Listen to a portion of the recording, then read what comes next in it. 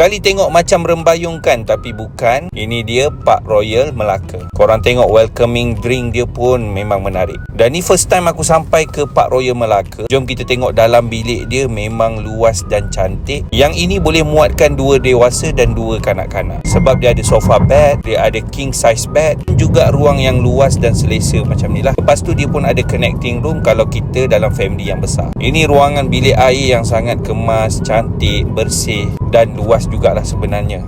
Jadi kalau datang ke Melaka ni, mungkin nak pergi tengok safari ke, ataupun nak shopping dekat Famosa Freeport tu, bolehlah datang duduk stay dekat Park Royal ni kejap. Sebab dia full dengan facility dan macam-macam lagi kemudahan yang ada. Dan dekat sini memang family friendly hotel. Jom aku nak cerita dekat korang. Bukan setakat suasana yang cantik, jom kita tengok breakfast dia ada apa. Ruangan breakfast yang luas macam ni, banyak meja dan banyak juga juadah dan juga makanan disediakan. Daripada western, masakan tempatan dan macam-macam lagi lah yang ada dekat sini. Orang kata kalau makan tu memang spend masa sejam 2 jugalah dekat sini. Yang paling menarik, korang kena try dia punya teh tarik dia daripada brother ni.